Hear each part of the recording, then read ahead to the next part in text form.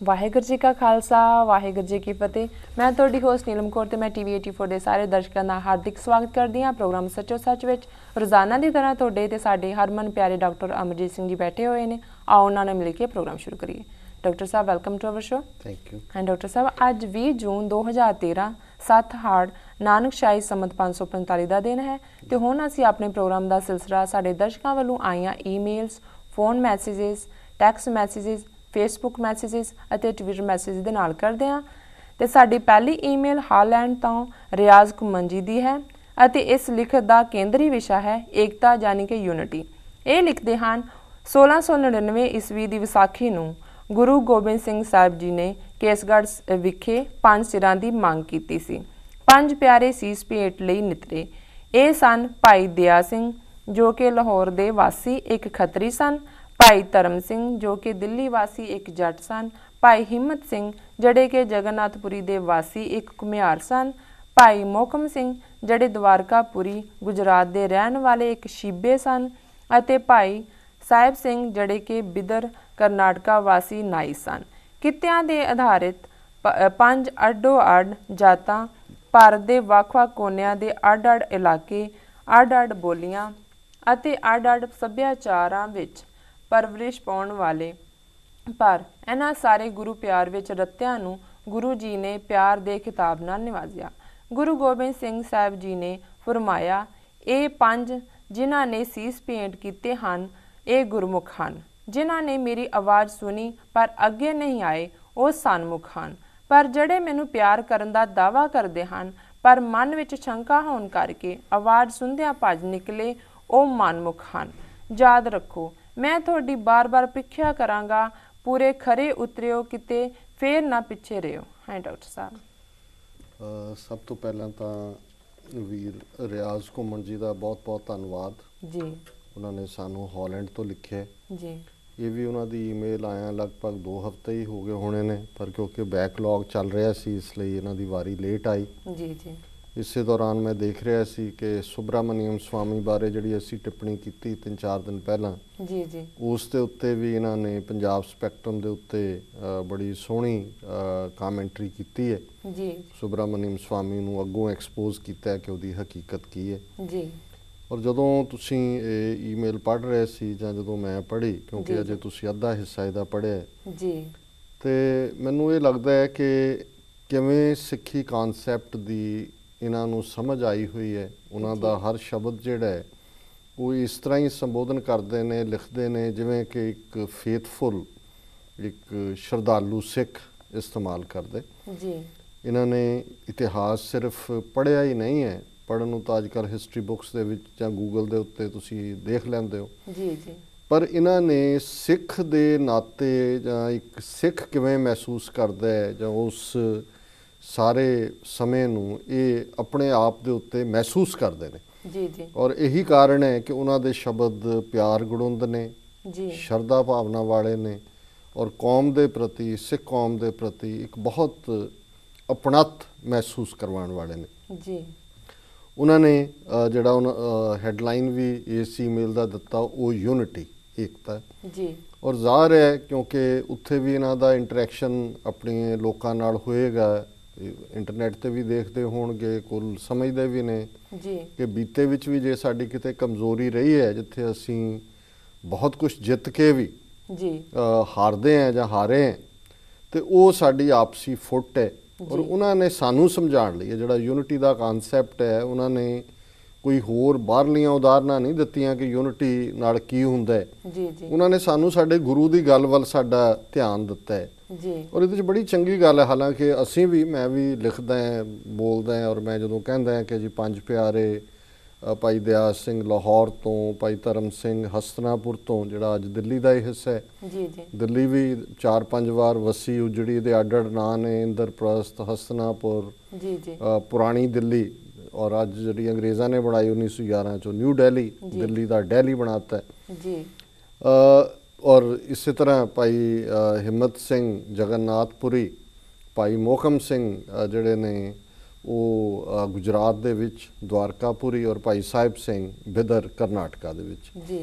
ਪਰ ਜਿਵੇਂ ਇਹਨਾਂ ਨੇ ਇੱਕ ਗੱਲ ਜਿਹੜੀ ਸ਼ਾਇਦ ਸਾਡੇ ਬਹੁਤਿਆਂ ਨੂੰ ਨਹੀਂ ਅਕਰ ਕਰਦੀ ਕਿ ਹੁਣ ਕਰਨਾਟਕਾ 'ਚ ਰਹਿਣ ਵਾਲੇ ਭਾਈ ਸਾਹਿਬ ਸਿੰਘ ਬਿਦਰਵਾਸੀ, ਉਹ ਤਾਂ ਕਨਾਡਾ ਬੋਲਦੇ ਹੋਣਗੇ।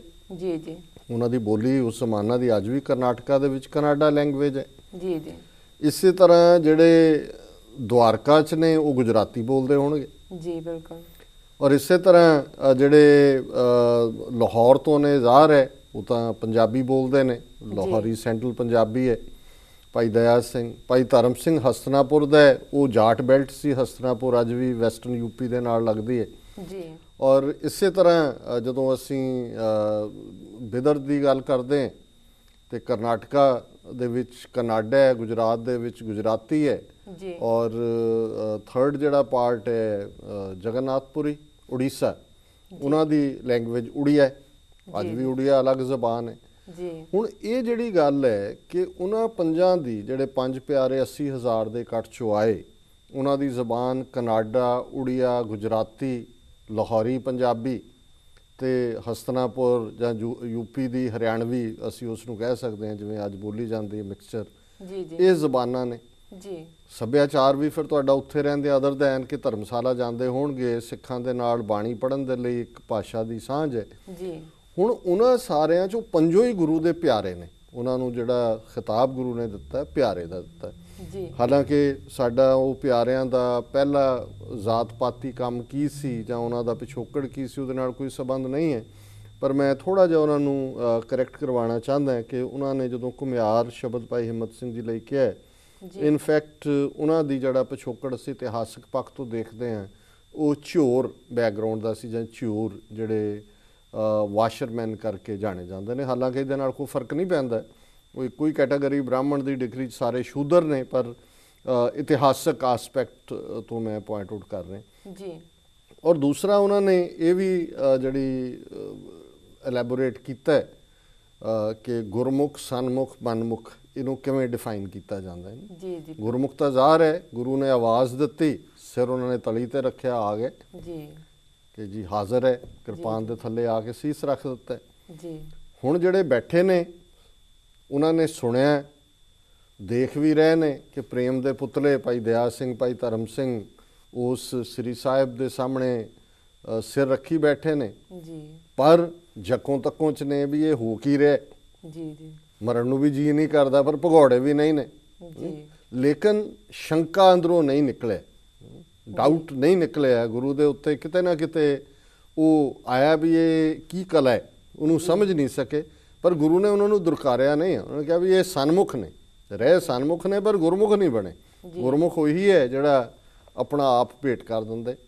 ਜੀ। ਤੇ ਫਿਰ ਜਿਹੜੇ ਛੱਡ ਕੇ ਦੌੜ ਗਏ, ਜਿਨ੍ਹਾਂ 'ਚ ਬਹੁਤੇ ਮਸੰਦ ਸੀ, ਕੋਈ ਮਾਤਾ ਗੁਜਰੀ ਕੋਲ ਪਹੁੰਚ ਗਏ ਕਿ ਜੀ ਪਤਾ ਨਹੀਂ ਗੁਰੂ ਸਾਹਿਬ ਨੂੰ ਕੀ ਹੋ ਗਿਆ, ਆਪਣੇ ਸਿੱਖ ਝਟਕਾਈ ਜਾਂਦੇ ਨੇ, ਤੁਸੀਂ ਮੰਨ ਲਓ ਅਸੀਂ ਸਾਹਿਬਜ਼ਾਦਾ ਅਜੀਤ ਸਿੰਘ ਨੂੰ ਗੱਦੀ ਤੇ ਬਿਠਾ ਦਈਏ, ਉਹ ਆਪਣਾ ਹਲਵਾ ਮਾਂਡਾ ਦੇਖਦੇ ਨਹੀਂ। ਔਰ ਹੋਰ ਵੀ ਜਿਹੜੇ ਉਸ 'ਚੋਂ ਨਹੀਂ ਹੋਏ। ਸੋ ਗੁਰੂ ਸਾਹਿਬ ਨੇ ਕਿਹਾ ਵੀ ਉਹ ਮਨਮੁਖ ਨੇ, ਕਿ ਵੀ ਉਹਨਾਂ ਨੇ ਤਾਂ ਨੇੜੇ ਵੀ ਰਹਿਣਾ ਕਬੂਲ ਨਹੀਂ ਕੀਤਾ। ਜੀ। ਔਰ ਮੈਂ ਸਮਝਦਾ ਕਿ ਇਹ ਜਿਹੜਾ ਉਹਨਾਂ ਦੀ ਇੰਟਰਪ੍ਰੀਟੇਸ਼ਨ ਹੈ ਰਿਮਾਰਕੇਬਲ। ਜੀ। ਹੁਣ ਤੁਸੀਂ ਅੱਗੇ ਪੜੋ। ਜੋ ਮੈਨੂੰ ਸਮਝ ਆਈ ਹੈ ਉਹ ਇਹ ਹੈ, ਸਾਰੇ ਸਿੱਖ ਬਰਾਬਰ ਹਨ। ਜਾਤ ਪਾਤ, ਕਿੱਤਾ, ਇਲਾਕਾ ਅਤੇ ਸਮਾਜਿਕ ਰੁਤਬਾ ਕੋਈ ਮਹੱਤਵ ਨਹੀਂ ਰੱਖਦਾ। ਨਿਬੇੜੇ ਕਰਮਾਂ ਨਾਲ ਹੀ ਹੁੰਦੇ ਹਨ। ਇੱਕ ਦੂਸਰੇ ਦਾ ਸਤਿਕਾਰ ਕਰੋ, ਇੱਕ ਦੂਸਰੇ ਦੀ ਮਦਦ ਕਰੋ, ਕਿਸੇ ਨਾਲ ਕਿਸੇ ਵੀ ਬਿਨਾਂ ਤੇ ਵਿਤਕਰਾ ਨਾ ਕਰੋ। ਇੱਕ ਦੂਸਰੇ ਦੇ ਵਫਾਦਾਰ ਅਤੇ ਸਚਿਆਰੇ ਰਹੋ ਅਤੇ ਰਲ ਮਿਲ ਕੇ ਆਪਣੇ ਸਾਂਝੇ ਨਿਸ਼ਾਨੇ ਖਾਲਿਸਤਾਨ ਦੀ ਆਜ਼ਾਦੀ ਲਈ ਪੂਰੀ ਨਿਸ਼ਠਾ ਅਤੇ ਵਿਸ਼ਵਾਸ ਨਾਲ ਸੰਘਰਸ਼ ਕਰੋ। ਆਪਸੀ ਫੁੱਟ ਨਾਲ ਤੁਸੀਂ ਦੁਸ਼ਮਣ ਦਾ ਰਾਹ ਪੱਧਰ ਕਰ ਦਿੰਦੇ ਹੋ। ਜੇ ਤੁਹਾਡਾ ਆਪਣੇ ਕਿਸੇ ਸਿੱਖ ਭੈਣ ਭਰਾ ਨਾਲ ਕੋਈ ਵਿਚਾਰਾਂ ਦਾ ਮਤਭੇਦ ਹੈ ਤਾਂ ਮਿਲ ਬੈਠ ਕੇ ਸੁਲਝਾ ਲਓ। ਇੱਕ ਦੂਸਰੇ ਨੂੰ ਧੀਰਜ ਨਾਲ ਸੁਣੋ। ਜੇ ਫਿਰ ਵੀ ਸਹਿਮਤੀ ਨਹੀਂ ਬਣਦੀ ਤਾਂ ਵੀ ਨਾਰਾਜ਼ ਨਾ ਹੋਵੋ।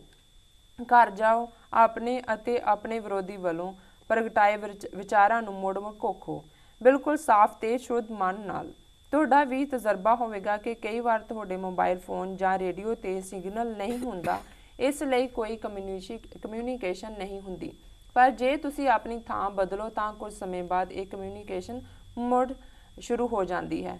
ਮੈਂ ਜੋ ਕਹਿਣ ਦਾ ਯਤਨ ਕਰ ਰਿਹਾ ਹਾਂ ਉਹ ਇਹ ਹੈ ਕਿ ਅਸਲੀ ਤਾਕਤ ਏਕਤਾ ਯਾਨੀ ਕਿ ਯੂਨਿਟੀ ਵਿੱਚ ਹੈ।